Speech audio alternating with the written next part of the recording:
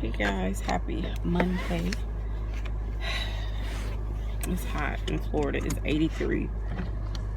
It don't feel like spring whatsoever. I am getting ready to go to the neurosurgeon.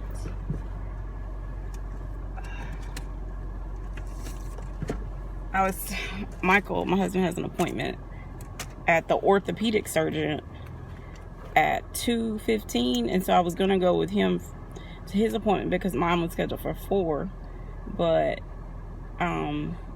they ended up calling asking if I could come at 2:30 because a lot of people were canceling because of the virus and all that stuff.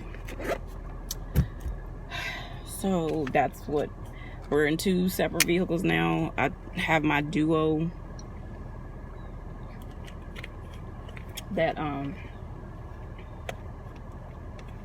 told him he can call me on. I gave him a list of questions because he's trying to get his torn meniscus fixed.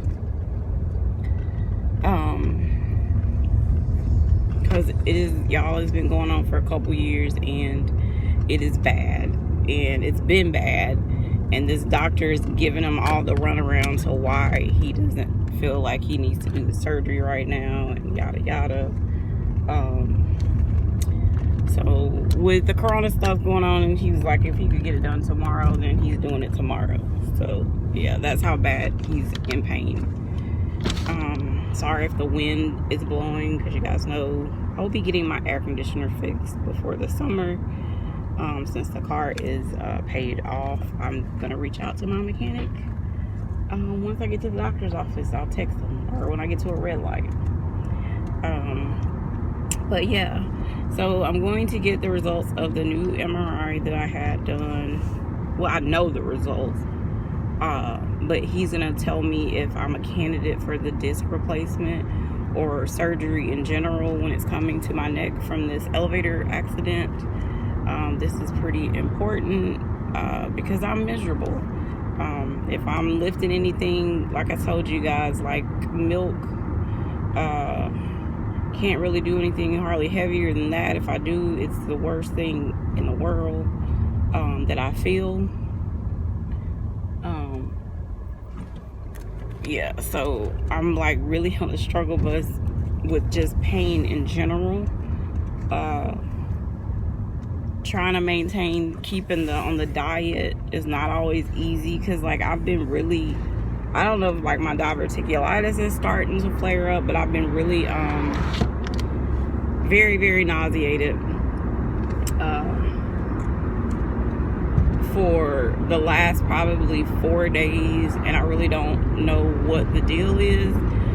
Part of it could have been like I was a little dehydrated, but I just don't feel good. So I had toast this morning, which of course that was the worst mistake ever, for the simple fact when I try to eat any kind of like pastas or bread, processed anything, it does not go over well in my body.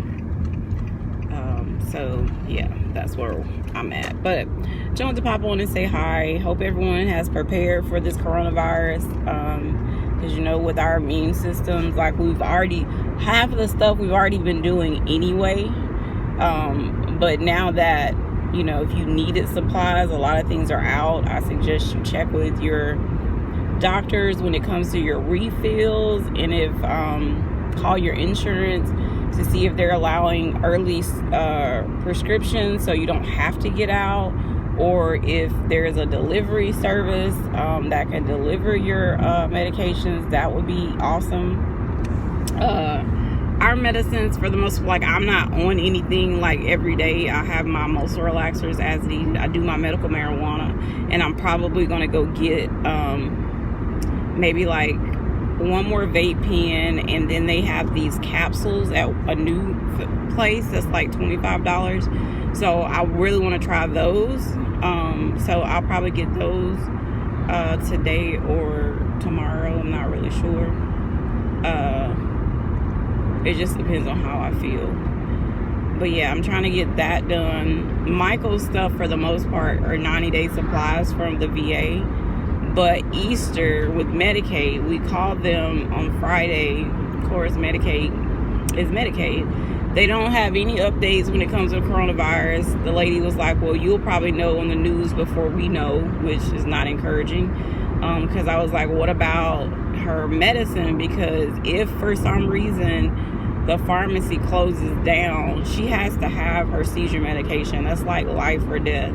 And if Medicaid will not allow them to go ahead and get like a 90-day supply on their medications, like her one seizure medicine is $1,500 by itself.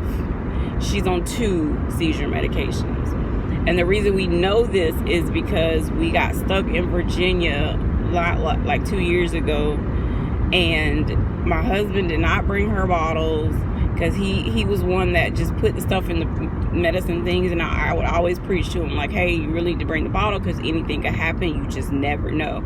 So thank God for his best friend. He was able, because we could not use Medicaid in a different state. You could only use your Medicaid in the state that you're in unless you have some type of authorization to go somewhere else. So he had to get it filled. His friend overnighted it to us for like $100 and something just so she could have her medication. And after that, he learned he always packs her bottle. But things happen to where if you think you're going to be gone a week, anything can change. So you just need to know your options. But for Medicaid patients, unfortunately, which a lot of people that have chronic illness, that's what they start off with if you don't have like insurance through a spouse or a private insurance. So you need to know the rules of like how this works.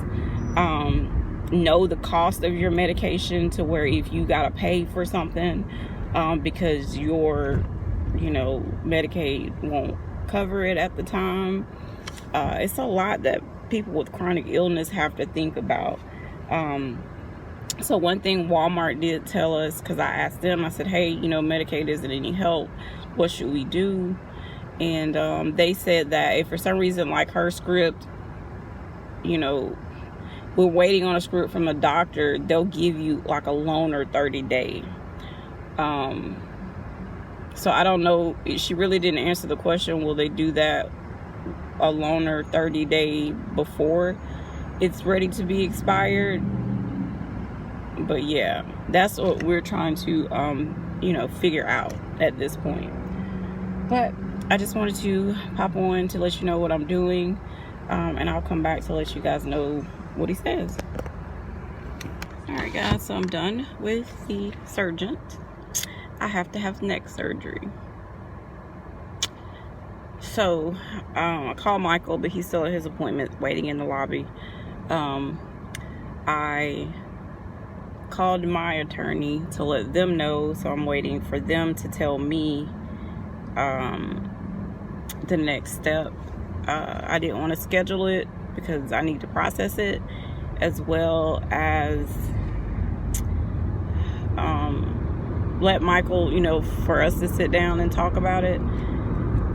So yeah, I knew it, but like I really was hoping that, honestly, that the epidurals would have helped me, because I was like, well, it's not my back getting it. Well, of course I had to have stuff done on my back from this accident, but I was just like, I know my back is already like screwed up and this has made it 10 times worse. But I just felt like, well, look, I've never had surgery on my neck, that, this would actually work, it would help.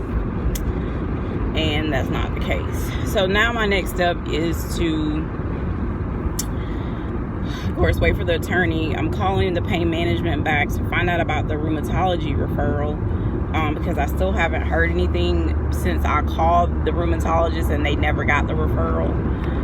So I need to find out what I need to do when it comes to that. Yeah, so it's just a lot that I've got to process. And your neck, believe it or not, is an easier surgery than your back. because he's just looking at me like he does not want to touch my back again. So yeah, that's just where we're at right now. So I just wanted to give you guys an update. So I guess, you know, going forward, the more I know, and when I get it scheduled,